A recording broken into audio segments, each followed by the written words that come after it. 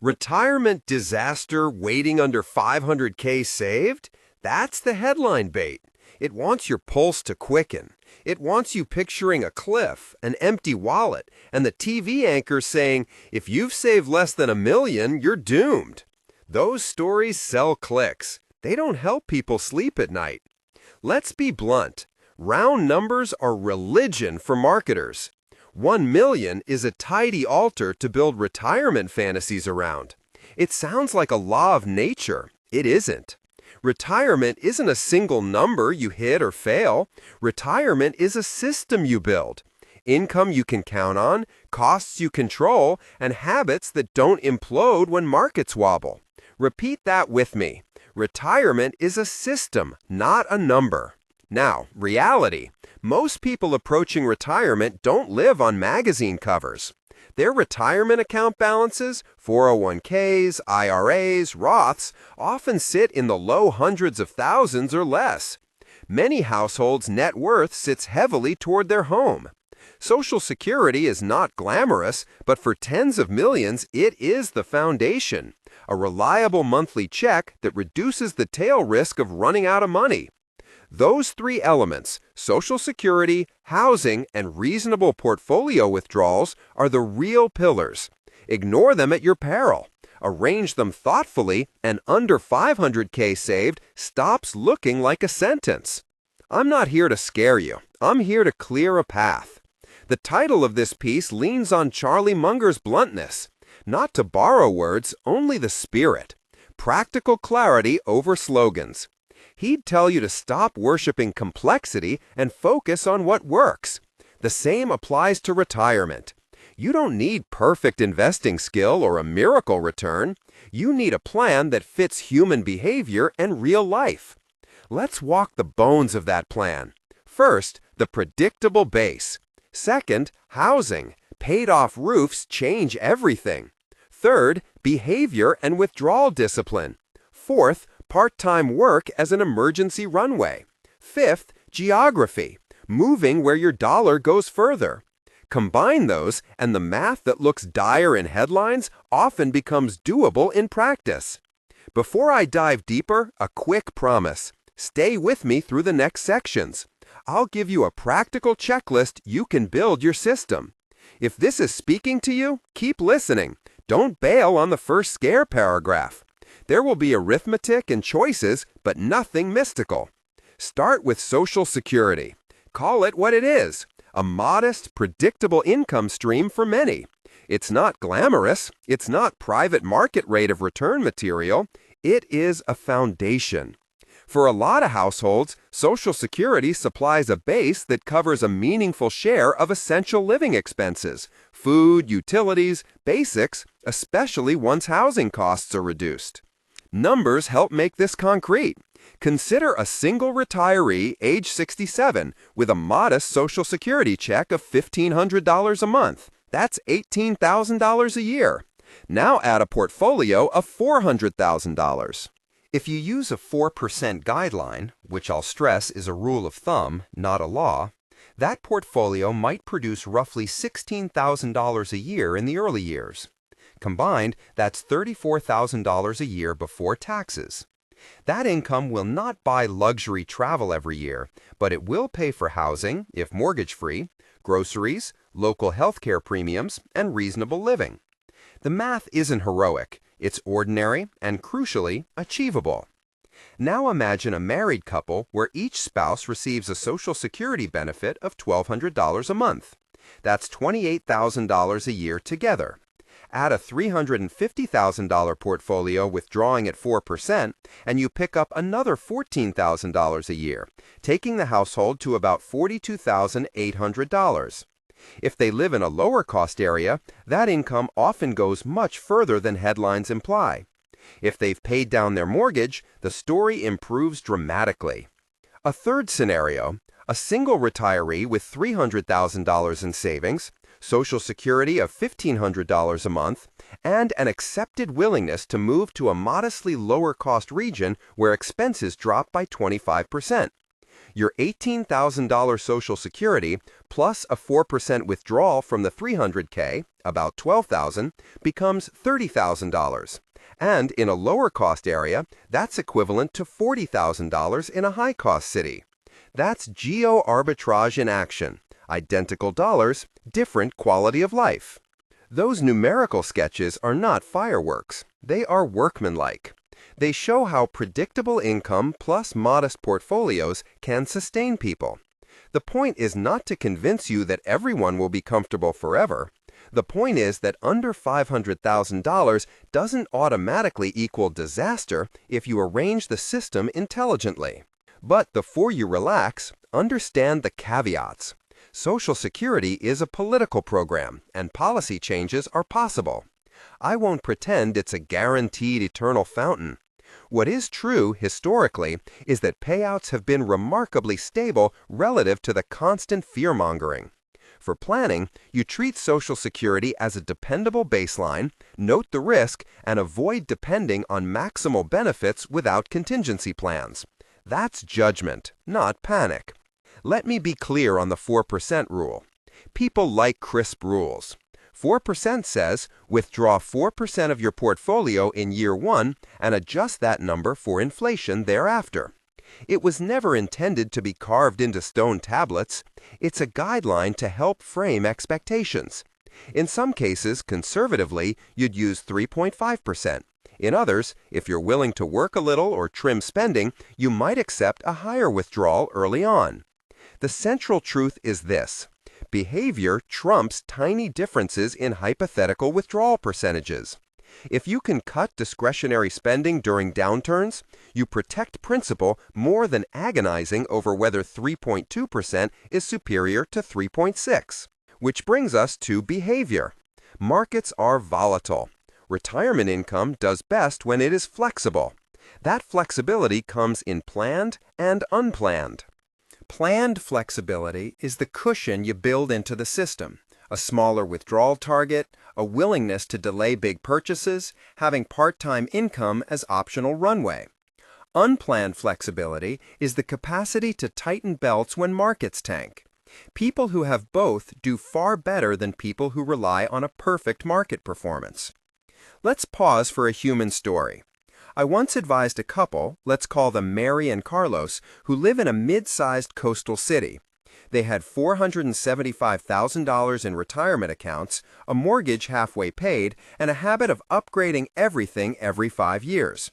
The headlines read, "Almost $500,000 saved, comfortable." Their reality was different. Their mortgage payments were high, property taxes rising, and their social circle set a standard of living that required expensive dining and annual travel. Their system was fragile, high fixed costs plus spending habits exposed to market downswings. We mapped options. Pay off the mortgage was one. Downsize was another. Carlos, who had a hobbyist's carpentry skill, could take a few weekend jobs. Mary could delay a retirement trip. They reframed retirement away from a luxury checklist to a resilience plan. The biggest single change? Paying off the mortgage. That one step knocked a large fixed cost off their monthly ledger and converted home equity into a reduction in required cash flow. The $475,000 didn't magically become $1 million, but the couple's runway extended by years because they had eliminated a major monthly drain. That example is instructive because housing is the wild card and the lever that most people underestimate. A paid-off home is a de facto income stream. Imagine your mortgage payment disappears. That's the same as an income increase without selling anything. Your fixed costs shrink. Your withdrawal needs from a portfolio fall. Your exposure to sequence of return risk, the danger that poor early market returns ruin long-term outcomes, diminishes. Break it down simply. If your mortgage payment is $1,200 a month, that's $14,400 a year. Eliminating that payment is equivalent to getting $14,400 more in spending power or requiring $14,400 less in income. To create that same cash flow from a portfolio using the 4% guideline, you'd need $360,000 in savings. 4% of $360,000 is about $14,400. In effect, a paid-off home is a non-marketable asset that provides a benefit equivalent to a sizable chunk of a retirement portfolio. People often forget other housing-related savings. Property taxes may fall with a smaller home, utilities are lower in a smaller footprint, insurance can be cheaper, and maintenance costs shrink. Downsizing often unlocks home equity you can add to your portfolio, or you can use the equity to eliminate debt. It's the lever with enormous modest returns, not flashy, but effective. Let's put actual numbers in a common scenario. Imagine Jane, 66, who owns a $300,000 home with a $50,000 mortgage remaining. She has $320,000 in retirement accounts. If she sells and moves to a smaller house for $200,000, closing costs included, she pays off the mortgage and nets $50,000 to $60,000 in cash to bolster her portfolio after transaction costs. Her housing costs drop, and her new portfolio looks like $380,000. That increase may sound small compared to the million-dollar narrative, but combined with Social Security and reduced monthly obligations, Jane's monthly cash needs shrink by several $100s, and she gains the security that comes with lower fixed costs. That can keep her portfolio withdrawals conservative and steady. Not everyone can or should downsize. Ties to community, family, healthcare access, and caregiving responsibilities can make moving impractical. The recommendation isn't dogmatic, it's probabilistic. Downsizing often yields outsized benefits for many. It's a lever you evaluate rationally. There's psychological work here too. Home is identity. Letting go of a larger house can feel like giving up status. Pride and lifestyle inflation are real behavioral traps. You'll hear inner voices saying, "I earned this, I deserve this." Fine, you earned it, but retirement requires differentiating between deserved comforts and expenses that create fragility. Too many people retire into a museum of possessions that exacts a monthly fee in maintenance, taxes, and pressure to keep up with appearances. That museum pays no dividends. It often requires sending a chunk of your portfolio to upkeep the building instead of funding experiences that matter. This is where judgment trumps brute accumulation. I want to anchor this in another worked example so you can see how the pieces fit together numerically. Take a married couple, both 66, living in an expensive coastal metro. Their combined Social Security, if claimed now, is $32,000 per year. They have $420,000 combined in retirement accounts and a mortgage that costs them $20,000 a year, including taxes and insurance. If they hold their house and take a 4% withdrawal, that's about $16,800 a year from their portfolio, bringing total cash to about $48,800. In a high-cost metro, that's tight. If they eliminate the mortgage, either by paying it off with some of their savings or by selling to a lower-cost area, the $20,000 saving means they would now need about $28,000 to maintain similar living standards after the mortgage is gone. That's comfortably covered by their Social Security alone, and the portfolio becomes a genuine buffer for discretionary spending and emergencies. Suddenly, $420,000 doesn't look like a cliff. It looks like a workable base when combined with sound housing choices. This implies two practical checks you should run right now. 1. Calculate your essential monthly expenses: housing, food, insurance, utilities, basic transportation, and a small buffer for health and emergencies. 2. Subtract your guaranteed or predictable income, Social Security and pensions. The gap is the money your portfolio must supply. That gap, more than your total nest egg, is the number to focus on. It tells you the withdrawals you must sustain and the sensitivity you have to market swings. If your gap is small because Social Security and paid housing cover essentials, your retirement system is resilient. If your gap is large because you have both high housing costs and small guaranteed income, you aren't done planning. You're negotiating with reality. There's another simple arithmetic trick. Model a modest part-time income and see its leverage. If you can earn $500 a month doing something reasonable, consulting, tutoring, part-time retail, or seasonal work, that's $6,000 a year. That amount reduces your withdrawal need by $6,000. Using a 4% rule equivalence, $6,000 of income is the same as $150,000 in additional portfolio assets, because 4% of $150,000 is $6,000. Think about that. 8 to 10 hours a week of light work can substitute for hundreds of thousands of dollars in required savings.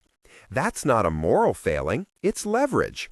The psychological benefits are strong too. Part-time work gives you purpose, structure, and income that behaves differently from markets. If you're hearing a voice chiming, "But I don't want to work in retirement," fair point. Nobody says you have to.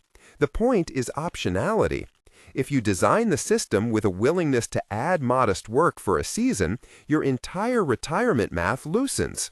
That willingness is the difference between rigid and resilient plans. Let's examine the concept of sequence of return risk with a short illustration, because it's often the silent killer of plans that look fine on paper. Say you retire in year 0 and markets plunge 30% in the first 2 years. If you are withdrawing to live, say 4% of a portfolio valued at $400,000, you're selling into a downturn, which crystallizes losses and reduces future withdrawal capacity. But if you have a buffer, Social Security covering essentials and housing costs low, you can temporarily reduce withdrawals, draw on part-time income, or tap a small emergency fund. That flexibility allows the portfolio time to recover. In short, the less you need to liquidate when markets are down, the more resilient your system. A small imagined conversation may help. Picture a retiree named Tom asking, "Can I stay in my house?" The blunt answer is, it depends. If staying means a mortgage, high taxes, and isolation, the math might be brutal. If staying means a paid-off bungalow near friends and cheap transit, staying could be the safest option. The right answer is highly personal. The wrong answer is assuming there's only one correct lifestyle if your savings are under $500K. We should also turn a skeptical eye to retirement gurus who sell fixed-number targets as salvation. They often underplay housing or the reality of Social Security as a foundation. They sell optimization puzzles, the perfect glide path, exact asset allocation for maximum withdrawals, or a sequence of ETFs that supposedly let you hit a 3.8% lifelong withdrawal. Those are alluring to spreadsheet minds. In the real world, the bigger wins come from reducing fixed costs, aligning expectations, and having optional income. Behavior beats tiny optimization in a spreadsheet. That's not romantic, it's practical. So far, we've walked through the pillars: Social Security as predictable base, housing as the primary lever, part-time income and flexibility as extension mechanisms, and behavior as the linchpin. I've shown arithmetic for different archetypes and pointed out how a paid-off home can be the equivalent of a substantial sum in financial assets. We've also discussed sequence of return risk and the power of optional part-time work. These are the foundations. From here, the next steps are to put this into a repeatable, usable system for your situation. That system has 4 components: secure what's predictable, reduce fixed costs, build modular optional income, and plan behaviorally for downturns. Each of those components has specific decisions you can take, and some of them are surprisingly easy. One immediate action I recommend: run a gap analysis. List your essential monthly expenses, subtract expected Social Security and pension income, and see what remains. That remaining gap is your portfolio's job. If it's small, less than 20–30% of your annual needs, you're likely in good shape to weather normal market cycles without panic. If it's large, you need to explore housing moves, partial work or spending reduction to shrink it. That analysis is not about shame. It's about clarity. Another action. Consider housing as a strategic asset. Ask, what is the true after-cost monthly number for staying? Include mortgage, taxes, insurance, utilities, maintenance, and the mental cost of isolation or an impractical layout. Compare that to the cost of a smaller place, rental, or community living arrangement. Often, the math favors a more compact, lower-cost living arrangement once you include all costs, especially in high-price areas. At this point, you might reasonably ask, what about investing? Stocks and bonds matter, but they're inputs, not the system. You don't solve retirement by finding the perfect stock or timing the market. You solve it by structuring predictable income and manageable costs, then investing the remainder prudently. For many retirees, a conservative mix of equities for growth and bonds or cash for stability, combined with a withdrawal plan that is adjusted in bad times, is the practical path. Again, behavior, not brilliance. We've also seen how modest part-time income is the equivalent of substantial assets, and how sequence of return risk makes flexibility valuable. The next layer is where the rubber meets the road. Concrete decision trees for housing choices, specific withdrawal tactics when markets fall, and trade-offs about when to claim Social Security and when to delay for higher checks. Those are actionable and arithmetic-heavy, and they require careful navigation. Before moving there, let's pause with a second couple vignette to sharpen context. Meet Sharon and Lee, both 62. They've got $360,000 saved, a paid-off condo, and a social network that keeps them busy. They're deciding whether to retire fully now or ease into part-time consulting. Their Social Security, if they wait to claim full benefits, will increase by tens of % compared with early claiming. They like the idea of time for travel, but their priority is stability. The system that best fits them is to delay Social Security as long as feasible. Take a small amount of part-time consulting in the first 5 years to avoid selling assets during volatile early retirement years, and use the condo, now mortgage-free, as a place that reduces fixed costs. For them, the system is paid-off housing plus delayed Social Security plus modest part-time income equals resilience. It's not glamorous, it's smart. I'll pause here and move next into detailed housing decision frameworks, a practical withdrawal playbook you can test against your gap analysis, and geographic comparisons showing how much a move can stretch retirement dollars. Those next steps are where you translate the system into a plan that fits your life. We'll go through checklists and numeric worksheets so you can do the math yourself and see what choices change your runway.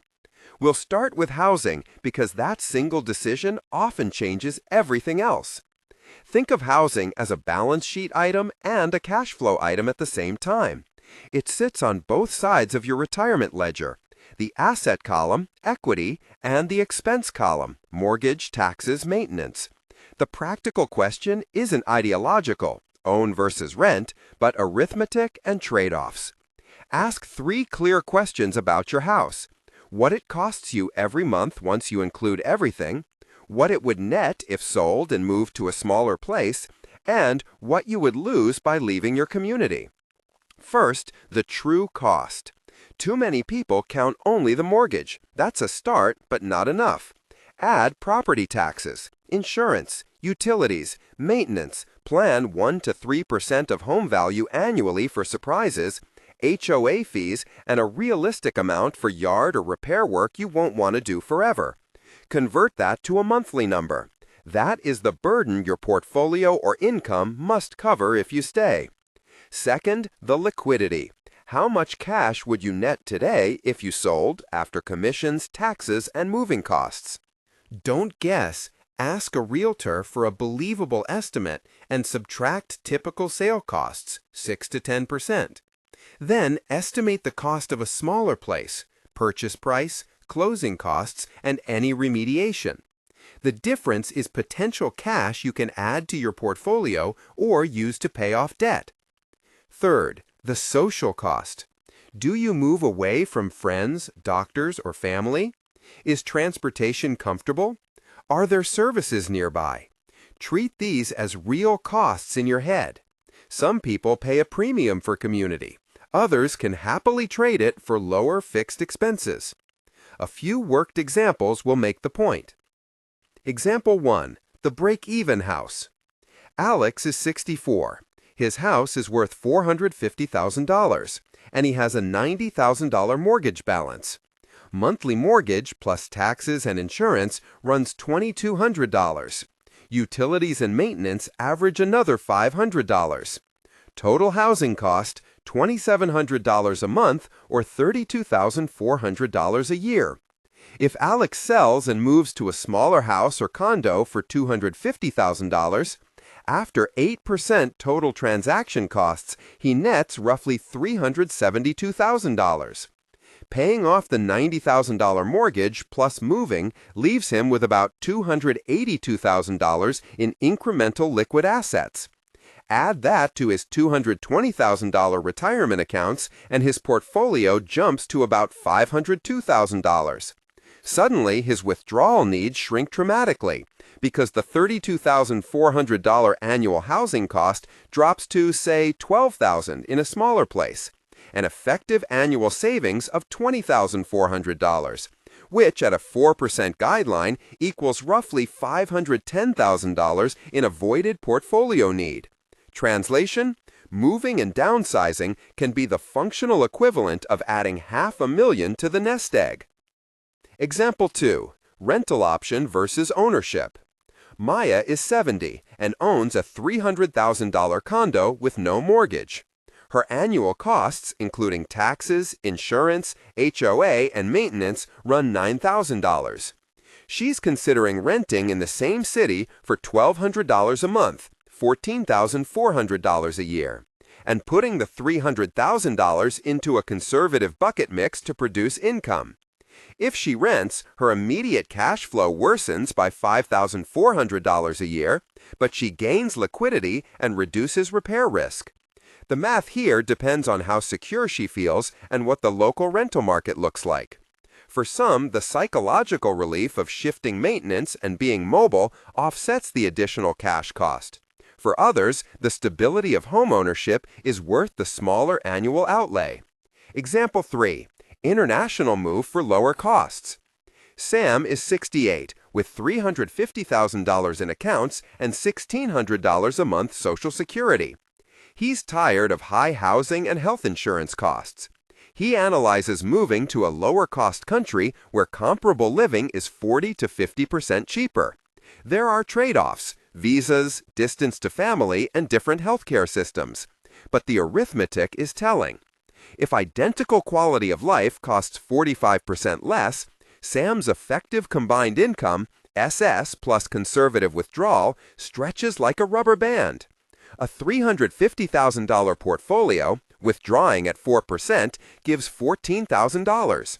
Add $19,200 from Social Security, and you have $33,200. That's modest in the U.S., tight in a big metro, but in a lower-cost country, it becomes equivalent to roughly $60,000 of U.S. Spending power. That's not fantasy, it's purchasing power parity. Still, beware of healthcare portability and long-term care access. These are not minor details and deserve careful due diligence. Those examples show the arithmetic. Now the decision framework you can run for housing step by step. 1. Count it all. Calculate your true monthly housing expense, including an allowance for maintenance. 2. Price mobility. Get a realistic net proceeds estimate from selling minus transaction costs. 3. Shop alternatives. Estimate the monthly cost of downsizing or renting and add moving costs. 4. Equity deployment. Decide whether to bolt cash to your portfolio, pay off debt, or buy a smaller home. 5. Non-financial factors. List 3 non-monetary reasons you might stay and 3 reasons you might go. Assign a weight to each. 6. Run a 2-year stress test. What happens if markets drop 25% in year 1? Can you cut back, work part-time, or draw on a buffer without selling at a loss? If not, lean toward options that reduce fixed costs. Next, withdrawals and the playbook you'll actually use in retirement. Labels like 4% are useful for planning, but the real work happens in tiers. Tiering your cash needs. Think of your annual spending as layers. Tier A, essential, housing, if not mortgage-free, food, utilities, minimum health care, basic transport, insurance. These are non-negotiable needs for daily life. Aim to cover Tier A with the most predictable income you have: Social Security, pensions, annuities, guaranteed income, or a secured portion of your portfolio kept in short-duration bonds/cash. Tier B, stable discretion, medications not covered, mid-level health care, transportation upgrades, modest home upkeep, and small social life expenses. Cover this with a mix of guaranteed income plus conservative portfolio withdrawals. Tier C, lifestyle volatile, travel, gifts, large one-off purchases, expensive hobbies. Fund Tier C from excess portfolio returns, optional part-time income, or deliberate spending buffers. Be willing to postpone Tier C if markets are ugly. Practical withdrawal playbook, step by step. 1. Identify Tier A monthly need and cover it primarily with predictable income. If there's a shortfall, prioritize housing decisions to shrink Tier A. 2. Maintain a liquid buffer equal to 6 to 24 months of Tier A plus Tier B, depending on risk tolerance and health. If you're younger and healthy, 6 to 12 months might suffice. If you anticipate a major health event, aim higher. 3. In normal years, use a planned withdrawal rate from remaining portfolio to cover Tier B and some Tier C. The planned rate could be near 4% initially. If your Tier A is low, you may choose 3 to 3.5% to be conservative. 4. If markets fall greater than 20% in the first 3 years of retirement, pause increases to Tier C and reduce discretionary withdrawals by a predetermined percentage, e.g. 25%. Use the liquid buffer and part-time income to bridge. 5. Reassess annually and after any major expense: medical, family support, housing repair. If your portfolio recovers, cautiously restore discretionary withdrawals. A specific withdrawal worked example. Clara, 67, has Tier A expenses of $18,000 per year, Tier B of $8,000, and Tier C of $6,000. Social Security provides $14,000. Her portfolio is $300,000. She keeps $30,000 in short-term bonds/cash for a buffer. Her effective portfolio available for systematic withdrawal is $270,000. At a 4% guideline, that produces $10,800 in year 1. Combined with Social Security, she has $24,800 to cover Tiers A and B comfortably, with a little for Tier C. If markets crater and her portfolio drops to $220,000, her 4% withdrawal would be $8,800. With Social Security, she'd have $22,800.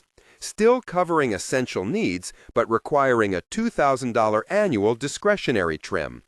Because she planned conservatively and kept a buffer, she avoids selling equities at a low point. Part-time income, the underrated capital lever.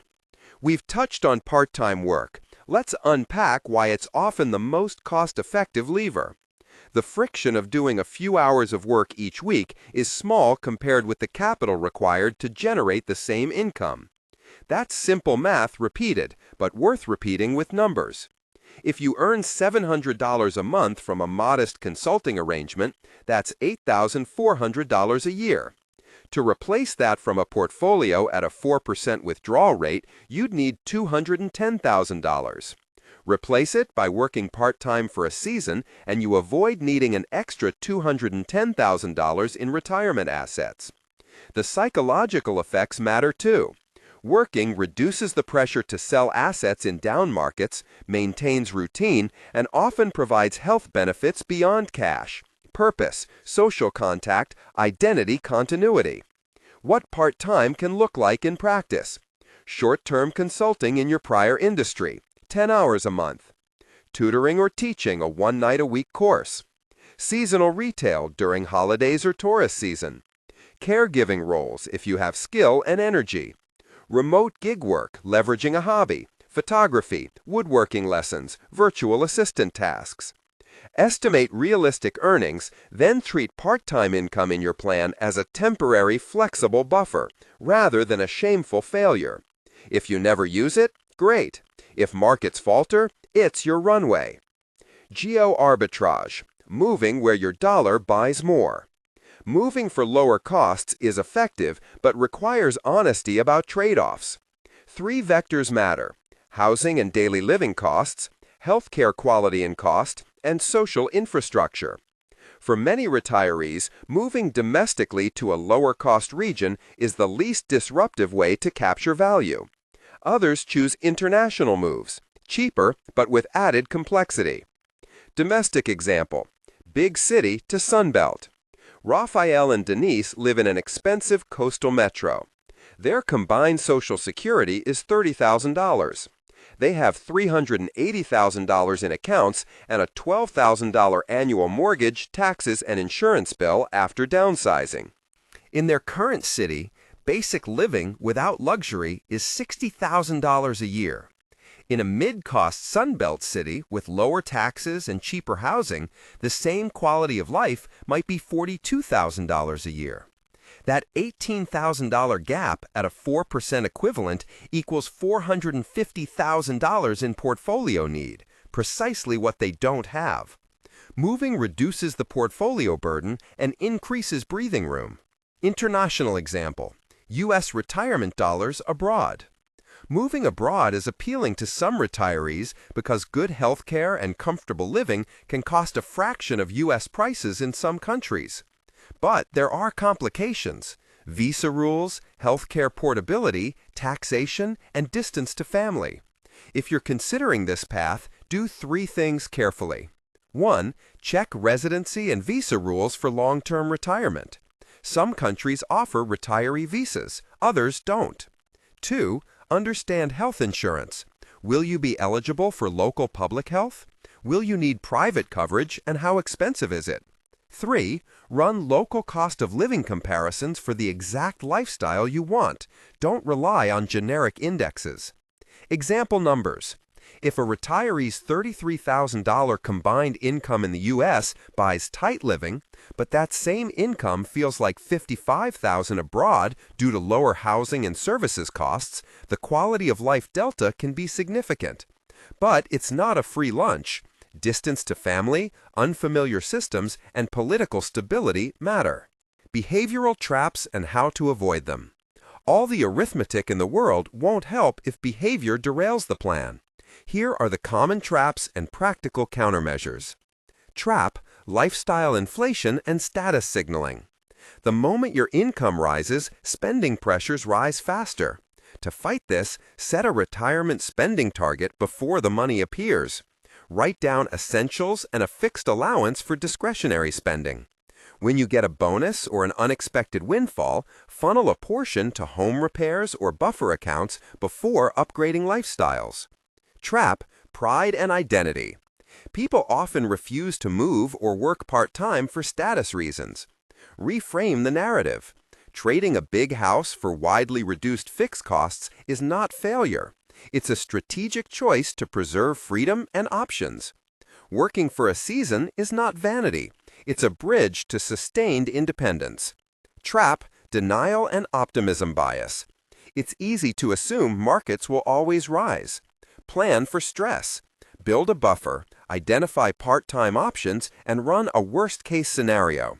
If the worst case is intolerable, take reasonable steps now. Trap: paralysis by analysis. The perfect plan is often the enemy of the good plan. Choose a path, test it for 12 to 24 months, then iterate. If downsizing seems like the right lever, try it.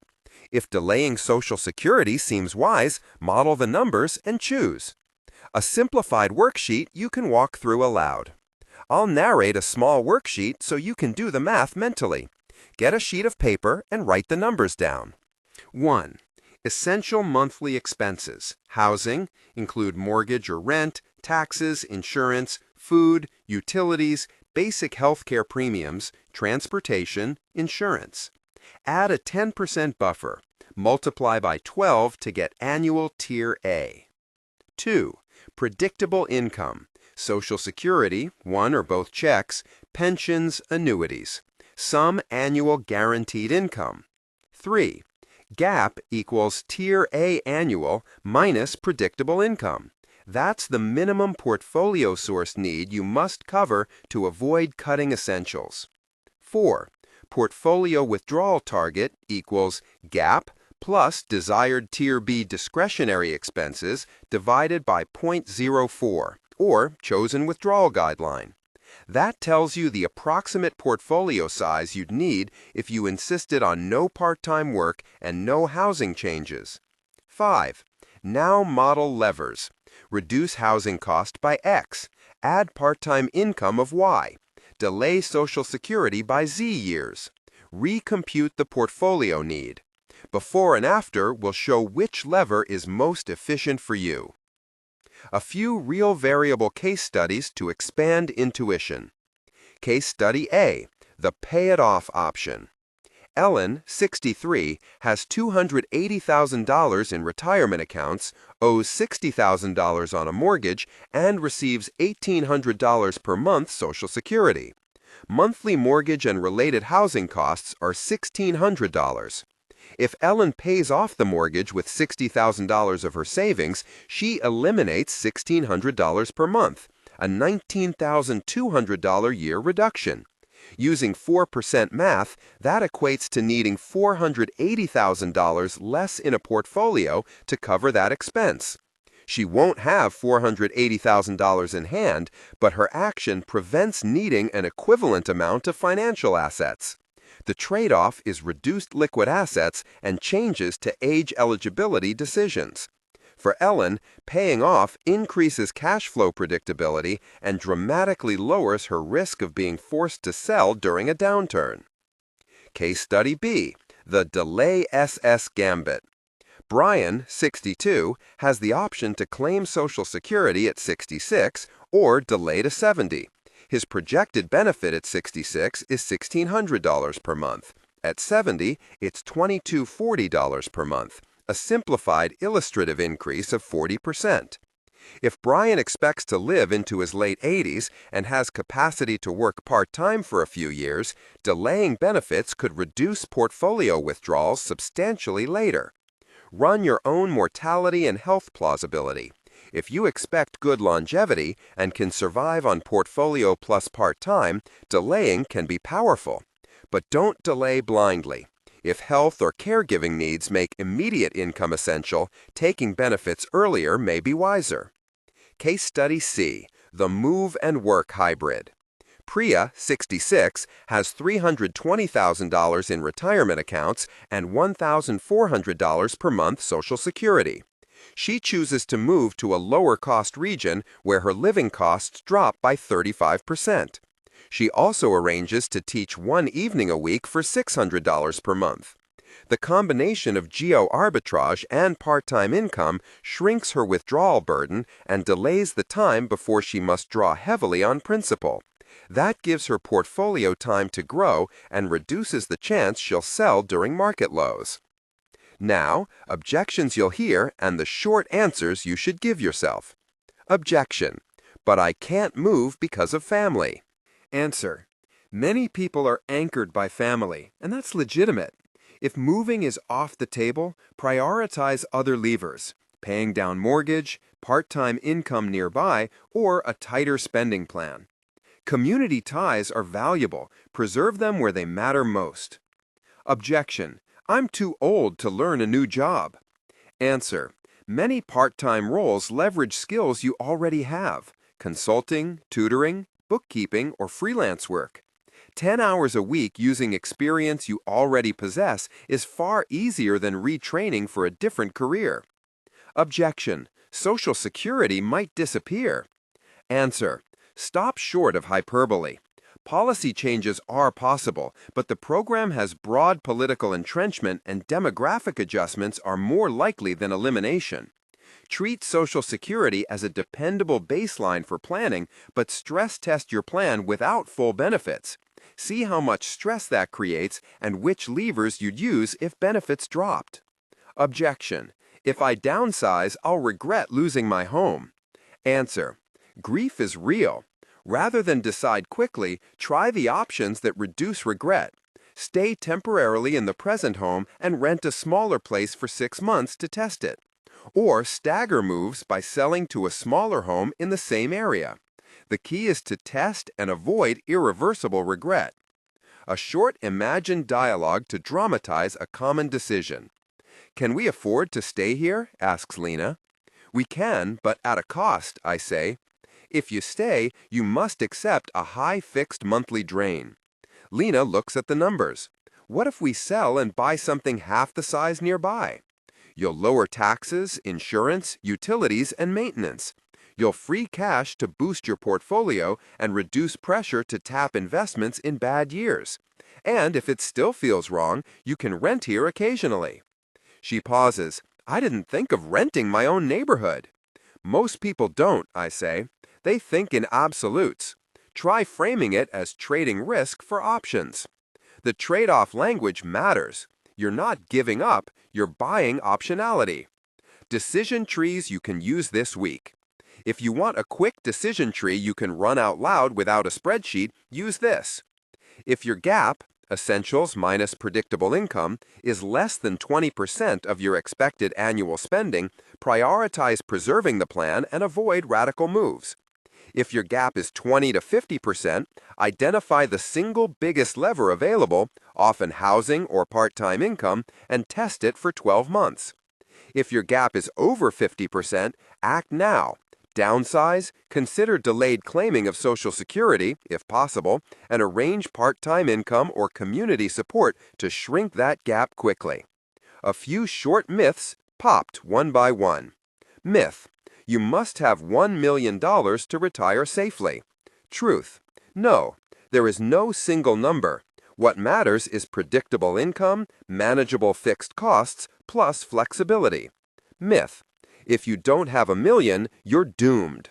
Truth: Many people with well under $500K retire successfully by arranging housing, Social Security, part-time income, and sensible withdrawals. Myth: 4% guarantees safety. Truth: It is a guideline, helpful, not absolute. Behavior in bad markets matters more than arguing about the precise decimal of withdrawal. Myth: Working in retirement is failure. Truth: It's leverage. 10 hours a week can replace the need for a large chunk of portfolio capital. Checklist of practical next steps you can do in one weekend. 1. Gather documents: recent Social Security estimate, account balances, mortgage statement, property tax, and insurance bills. 2. Calculate your true monthly housing cost. 3.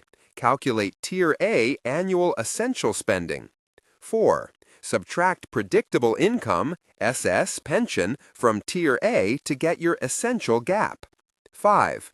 List 3 realistic levers: pay off mortgage, downsize, or part-time work. Estimate the annual financial effect of each. 6. Run a 25% market drop scenario. Can you survive 2 years without selling equities? If not, pick at least one lever to implement in the next 12 months. 7. Choose one behavioral commitment: a 12-month spending freeze on discretionary upgrades, or a plan to try part-time work for 6 months. The moral of the system, short and blunt: retirement is a system, not a number. Design the system: predictable base, lower fixed costs, flexible income, and behavioral rules, and the terror of under 500K saved evaporates into practical choices. Final caveats and humility. This material is practical and arithmetic-driven, but every life has constraints.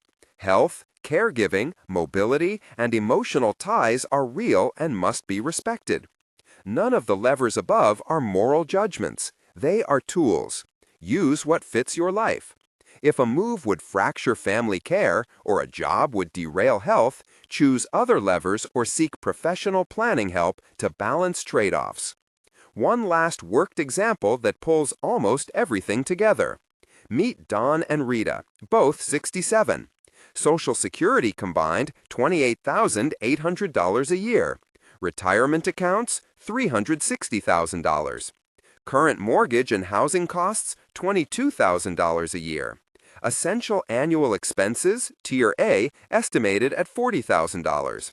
Their gap after Social Security is $11,200. If they stay with current housing and take a 4% withdrawal from $360,000, they get $14,000, a small cushion but sensitive to market declines.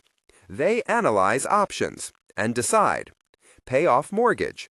Use $150,000 of home equity from selling their large house and buy a smaller home for $200,000 in a lower-cost neighboring region, netting $100,000 to add to the portfolio. Add part-time income.